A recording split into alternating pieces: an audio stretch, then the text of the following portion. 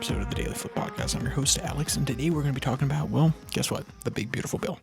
Or more accurately, the one big, beautiful bill, because it was actually labeled the One Big, Beautiful Bill Act, and therefore it is the One Big, Beautiful Bill. The deepest of ironies there, but it is what it is. We're, of course, going to be talking about it and the reaction rippling through DC. And, of course, we went today with our Daily Delight story meant to leave you feeling positive, ready to take on the day. But that's enough rambling from me. Let's jump in to our daily debate. So, tell me, what do you think of the big, beautiful bill? There is no specific article today, so I'm sure that you're writhing in anger, but it's a general question. Are you elated? Do you not like certain things? So on and so forth. I think it is deeply ironic. That's the question. Put it in the comment section. Now we're getting to my commentary. I think it is deeply ironic that for roughly 3 years during the Biden administration, we lambasted them. We lambasted the Democrats. All I heard from right-wing media was, oh, they're using a reconciliation process. People in my life, oh, they're using a reconciliation process. They're not even using the tools of power properly, which, to be fair, the reconciliation process exists for a reason, so they are using the tools of government and governing properly, though the point overall being that they're using this in order to get things that would appear to be policy priorities that are not necessarily monetary in focus done. It rings true, and yet when the Republicans get into power, they do not have a large enough majority in the Senate in order to do it, so therefore they also use a reconciliation process. I find it funny. I find it ironic. I would honestly say it makes me a little frustrated to see the double standard. Of course, the argument is, well, hey, it has to get passed somehow, that these priorities are going to help the American people, that they have to get these tax cuts done, so on and so forth. And you can use all those arguments all you want, but that doesn't mean that it's going to necessarily change my opinion. So, why is everybody elated? That's the feeling in DC, and if we're going to comment on the feeling of DC, we have to give it accurately. I would say almost everybody's elated, though the Democrats are raising their fist in anger and hatred of the bill. The Hakeem Jeffries giving the longest House floor speech ever in order to talk about how the Republicans are being dastardly with this bill, that Donald Trump's agenda is not good for the American people. Secretly, and maybe a little bit less than secretly, Democrats and Democratic staffers and the consultants have just seen a ripe opportunity in order to push their messaging for a favorable outcome during the midterms, which is why they walk away from the situation, though possibly angry, righteously so in their opinions, though they walk away with an opportunity, which is something that it's very hard to come by in politics. Normally the openings are not large, so when your enemy opens one, when your enemy makes one, it's probably important that you capitalize on it. And that is what they intend to do, no doubt.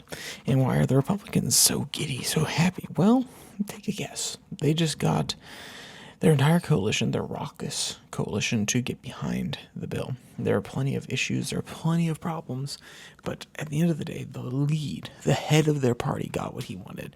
He is not going to primary them unless they fought back against him, and they are able to walk into the midterms with the chip on their shoulder, saying that they are able to make the American life better, make Americans' lives better with the tax cuts, that they brought different funding in here, that they were stopping Medicare fraud.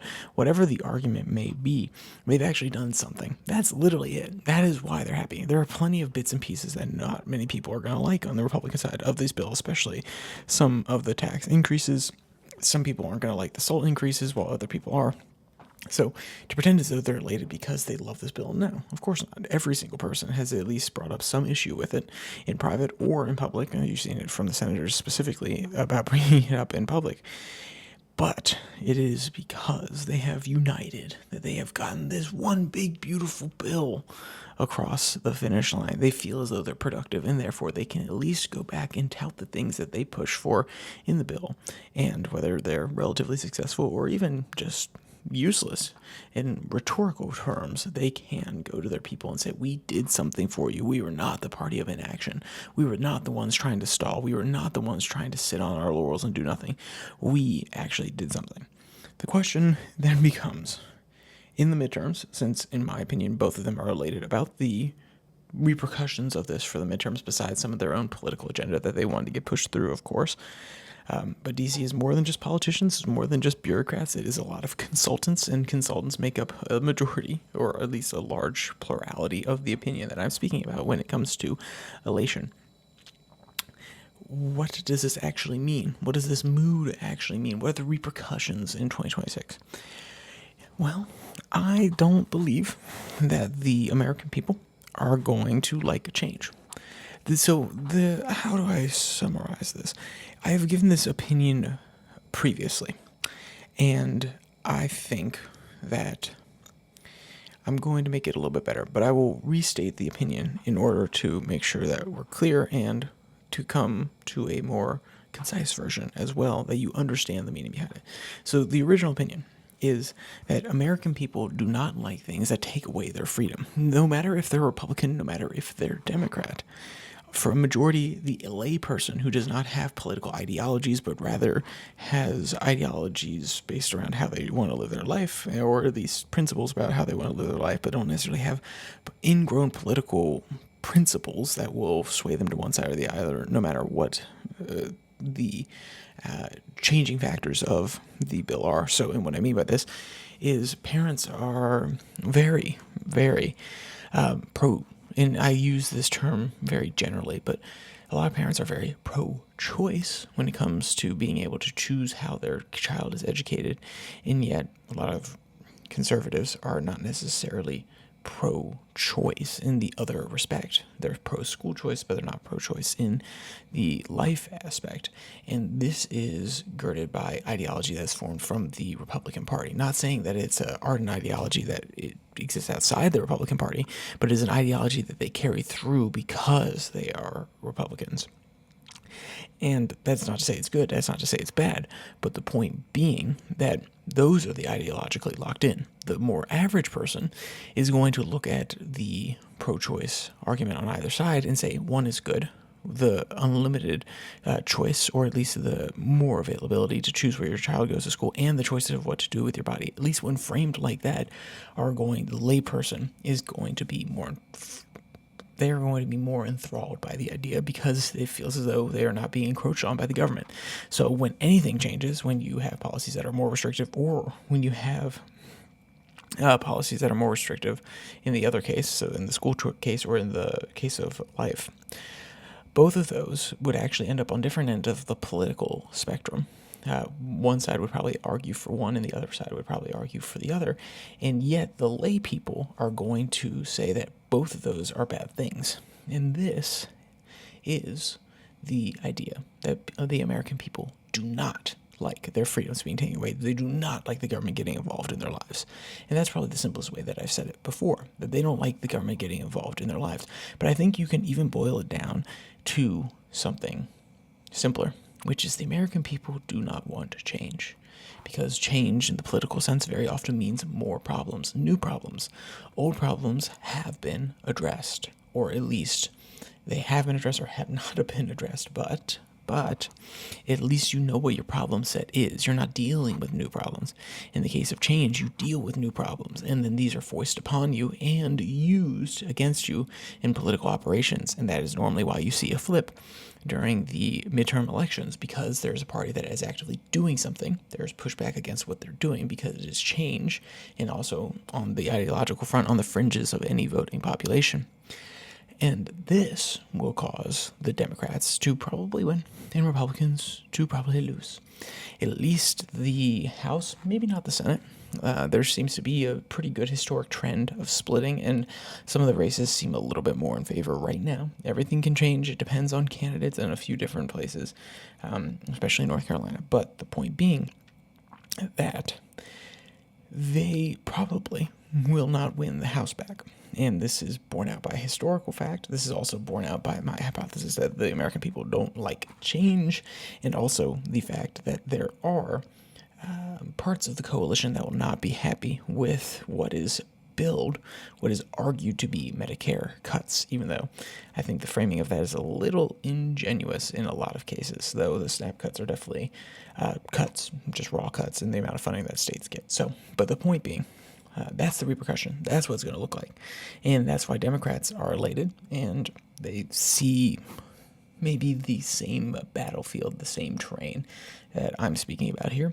And Republicans are seeing a world where they have the MAGA agenda behind them. They have their MAGA loyalists behind them who don't normally show up in midterms. Remember, the Republican Party is now the party mostly. Obviously, things can change, but as of the polling right now, they are more the population of low turnout voters. Therefore, in midterms, they're probably going to get trounced on that front. So they see this train as we got something done that we can not only say we did it, but be proud about. We can take these back. This section, whatever I advocated for, in the case of New York Republicans, SALT deductions.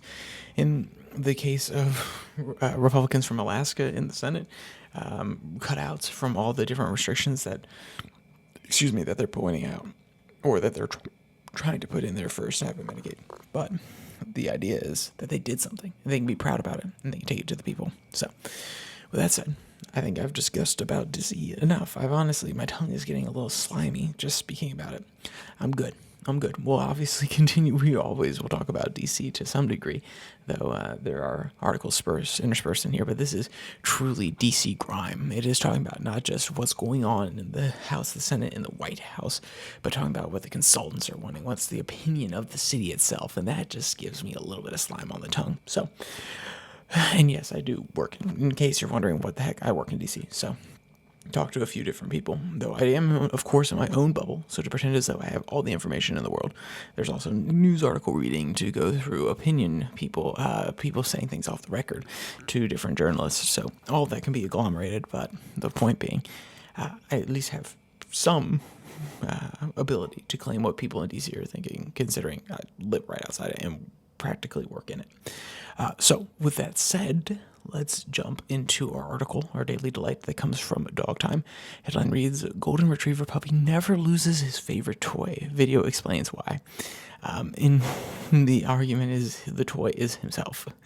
And honestly, if you watch the video of this guy messing around, having a good time, it will leave you with a little smile on your face, no matter how much grime and slime you have from listening to all of this DC, insider's not the right word, adjacent stuff. This will at least leave you with a smile as you go about your 4th of July. Happy 4th of July, by the way. I probably should have said that at the very beginning. So, with all that said, if you want to check out the podcast or read any of today's articles, they'll be linked in the description below that like and subscribe button. Also down there, you can find the podcast on Spotify, Pocket Cast, Podvine, as well as the Twitter handle at your DailyFlip, where I post links to these articles that come out on Monday, Wednesday, Friday, as well as 6 and 6, which comes out on Tuesday and Thursday. That's international news. It's focused on 6 stories from around the world in 6 minutes or less. So, with that said, there's only one more thing to say. Stay safe, don't die.